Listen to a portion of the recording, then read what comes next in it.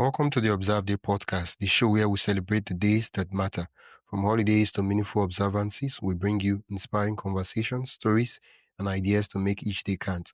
Whether it's raising awareness, learning something new, or simply sparking joy, this is your space to explore the calendar in a whole new way. I'm your host, Wisdom Okonkwo, and I'm excited to share today's observance with you. Let's dive in.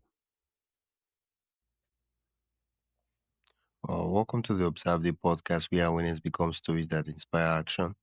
Today we honor Veterans Day, a time to recognize the courage, sacrifice, and resilience of those who've served in uniform and to reflect on the lives they lead beyond the battlefield. Our guest, Steven Boehm, known in the music world as Steven Sachs, is a U.S. Army veteran, music producer, educator, and author whose life reaches two words, discipline and creativity. As co-founder of Masten House Recordings, Steve has helped shape the sound of Philadelphia's underground music scene for over 16 years.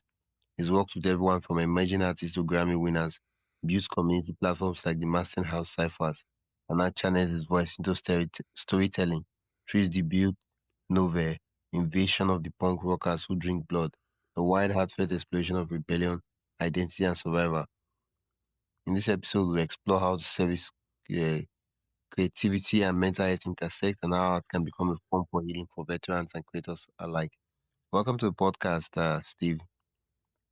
Thank you very much for having me. I've been looking forward to it. Yeah, well, thank you.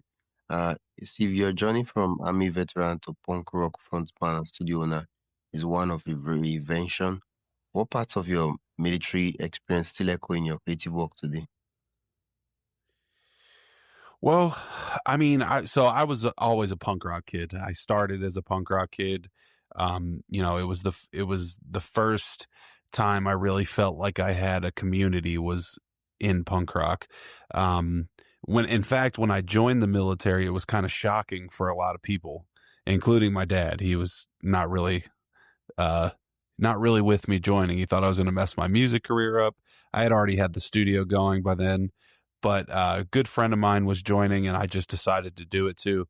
But, it was such a great experience.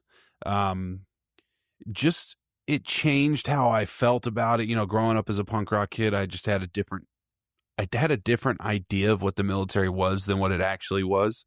And, just being in the Army, you just meet people from all over the world trying to get their Yeah. citizenship. And it just, it was an amazing thing. So now I've taken that and I've really put the discipline I got in the military into my creative work and making sure that I actually finish projects and see things through. And, yeah, it was a great thing for me in all aspects of my life. Well, thank you for sharing that, Steve. Um, Veterans Day is about remembrance and sacrifice, but there's also a very quieter story, and that's the transition back to civilian life. What was that adjustment like for you, and how did music help bridge the gap? Well, I mean, anybody who goes into the military, once they get out, they always kind of miss putting that uniform back on. Yeah, So, at first I tried to do this thing called the Veteran Fire Corps, where a bunch of veterans went and were firefighters for a season.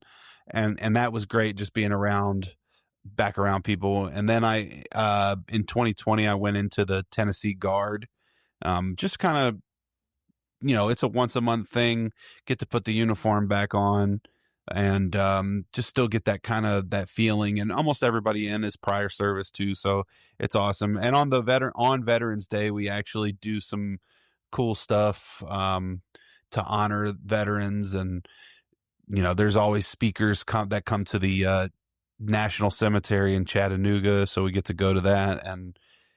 But transitioning to civilian life, it was interesting because, I had already been, professionally doing the studio for a few years. And as a touring musician, that had never really changed. Even when I was in the Army, I never stopped doing that career.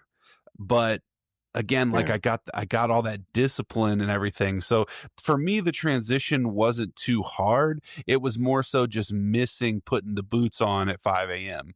It was missing the brotherhood, and just that was probably the hardest part for me. I know a lot of people really do struggle with it and feel lost, but because I was already so established, but outside of the military, it was kind of an easier transition. But of course, it, I wish that there was more support for veterans when they get out, um, especially navigating the VA, if you were injured or sick, or just navigating all that, just navigating pretty much all your benefits and everything. There's not really any help for any of that, so that does make it hard too. There should be, and there's more and more groups popping up, but the military, like the Army, should have some kind of um, organization that's maybe like civilian ran, that's not the VA, that's not the DAV, that's not, you know, just a whole separate entity that can help Yeah. facilitate things a little more. Yeah. Well, a lot of persons when they have this stereotype, right? They Hmm. see veterans as disciplined, but not necessarily artistic. How do you Right. challenge that perception? Well, I met a lot of artistic people when I was in the Army. Um, I already had the studio, so a lot of my friends I met where they rapped, so we would do music together. I had friends that were in bands, and I would record their bands.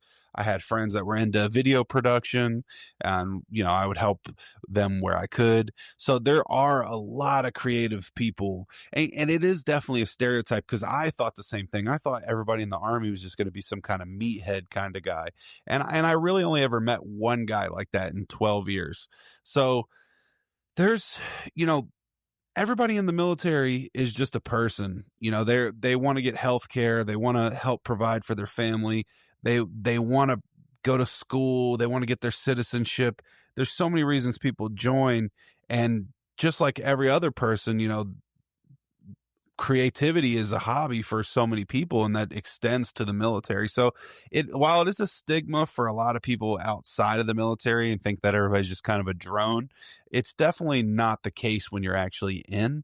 But there's a bunch of really good groups that are for veterans who are creative to kind of get their stuff out. There used to be an organization I was really good friends with, a guy named Tim Lawson, and they were called Veteran Empire, and they were exactly that. They were shining light on veterans who were creative, and we worked with them a ton. And there's other groups like that now too. So I think it's the stigma's getting less and less. Yeah. Well, uh, your your book makes horror, humor, insight, invasion of the punk rockers, humor, rebellion, and somehow it still feels deeply human. I'm curious, what inspired you to write that book? And you moved from music, and now you've written a book. What inspired you to write the book? I've always just had so many stories in my head. And, this book, everybody in the book is based off of somebody that I know and experience that I had, obviously, other than the actual vampires. But, the book is about kids that are dealing with real world monsters. They're dealing with racism and sexism and bullying and all the stuff that every kid in the world goes through at some point in their life. Not feeling like the grown-ups understand who they are, and they kind of find each other and form this community together, and they go through some real world trauma and then some more fictional fantasy type trauma together, and they survive it as a found family. So I was inspired to write this by all of my different found families that I've had. Before we dive deeper, I'd love to invite you to join the Observe Day newsletter. Every week, I send you highlights of upcoming observances, creative ways to celebrate, and behind the scenes extras from the shows. It's the perfect way to stay inspired and never miss a meaningful moment. Sign up today at observeday.com/join. That is observeday.com/join. Now let's get back to the conversation. Throughout my journey, and that includes people I've met in the military. That includes just people I've met touring the world. I've performed in 3 different continents and all over this country. So um, it wasn't too hard to kind of get these stories out of my head. It just took me a long time to do it, and especially Oh, with the kids, it it became a challenge. But we did it. We did it. yeah, congratulations. Thank you. Yeah, well, uh, you know, you one of the things you mentioned is that it was easy for you to just move and transition. It was easier for you, not easy. It was easier for you to move and transition to regular life because you were doing most of the things that you switched over to do while you were in the military, and so it was just a question of let's just do this more like full time. And does that make sense? Yeah, yeah. I mean, it really was.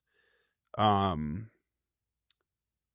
it really wasn't too crazy. Again, like because I already was doing music full time, going back to doing it full time again, it was just kind of like waking up and brushing your teeth. It was second nature to me. It's riding a bike. You never forget how to do it. So, as anybody in the military who didn't get to establish themselves professionally before going in the military, I would just really suggest to them taking the time. When you're going to get out, when you ETS, when your discharge date's coming up. Take some time, a few months, and start really thinking, like, what do I want to do as a civilian?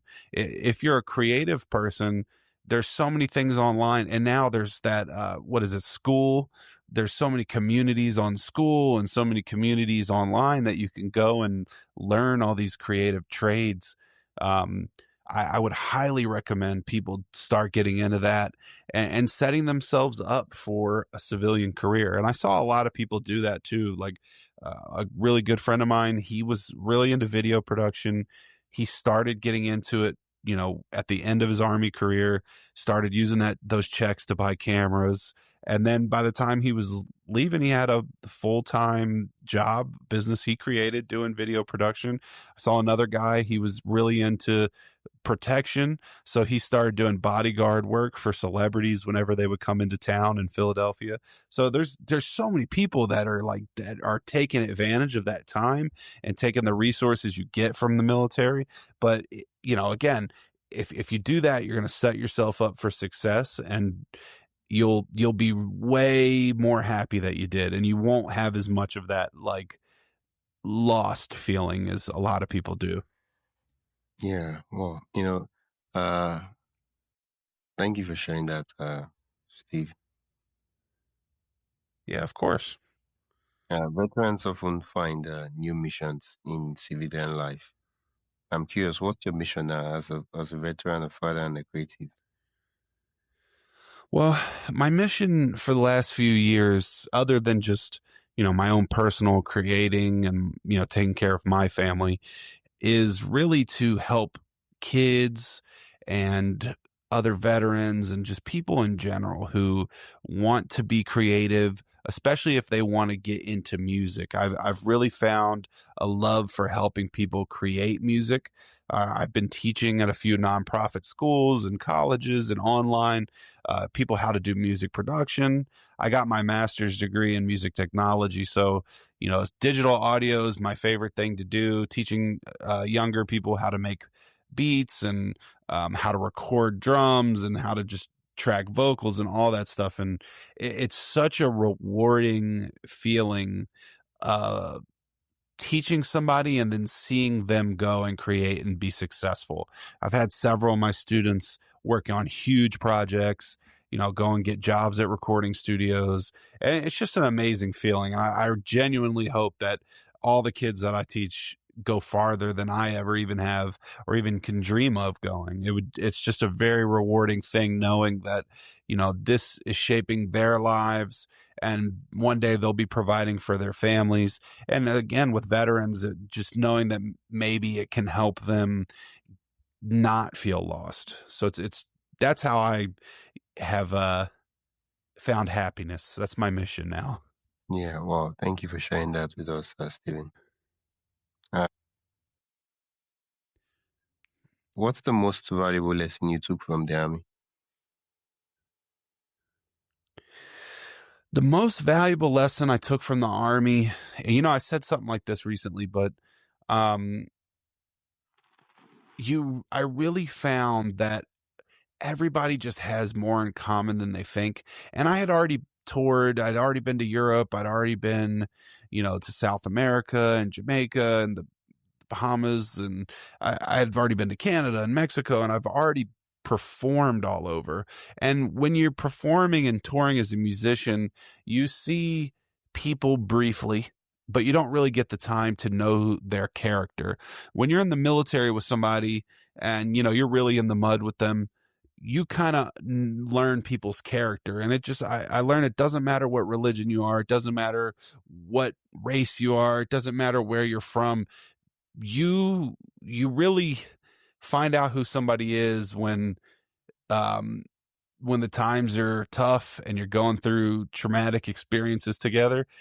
And again, you just get to know people, and like, it doesn't matter if somebody's from Japan or Nigeria or the US. Like, you know that person that you meet probably loves to play video games like you, probably loves music like you, probably likes to fish, might like to Mm, hunt, probably likes tacos. Like, we're all just people. And people put up these arbitrary walls to segregate themselves when, if you took the time to get to know people, you'd know we have so much more in common than we don't. And I think that's just a lesson that everybody kind of learns in the military. I saw people come in who were racist when they got there and left and were completely changed. I've seen stuff like that, and it's kind of beautiful to see that. You know, I don't think there's anything that really can bring you together as much as some of the stuff you go through in the military with other people. So that's the well, biggest lesson. And anybody who's looking to join, I really recommend, especially if you have like hate in your heart, it's the biggest cure for that. ooh, oh, wow. Okay, yeah, that's such a valuable lesson. It really is. Yeah, what you've written this book. I'm curious. Are there other projects in the pipeline you're currently working on in terms of the writing? So yeah. So I actually have a whole map of sequels and prequels to this story. It's a big universe that I'm creating right now. So currently I'm almost a quarter of the way through the second novel, which is called Defenders of the Punk Rockers Who Drink Blood. And I already have kind of a few other ones mapped out. I know where the story's going to go. So that's one thing. And I'm working on a graphic novel called The Mighty Bubble. I don't want to spoil too much about that, but that's going to be my second project. It's a whole separate universe. So that'll be my other universe that I create from this. But that's my two main writing projects, is finishing this universe, which the whole big overarching story is called Ashwood Stories.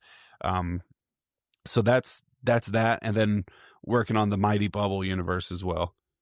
Yeah. Well, thank you for sharing the projects in the pipeline. Yeah, I'm no excited to problem. see what it turns out to what the final product looks like.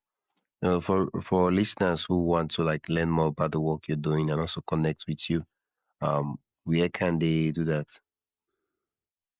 Yeah, I mean, you can get me on my website. I have a couple of them, but letsgoguide.com or steveskaks.com. Most people know me as Steve Skaks. That's my music stage name, but or you can go to steveskaksstore.com, or if you Google Steve Skaks, SXAKS, you can read all about me on Wikipedia or all on a million different sites. But reach out to me on social media, Steve Skaks on all social media. I would love to connect with all of your listeners. Yeah. Well, Thank you so much once again for sharing your story and with us on the Observe the podcast. Awesome. Thank you for having me. Yeah, I'll put the link you mentioned in the description and the show notes so listeners can click and go directly to the site.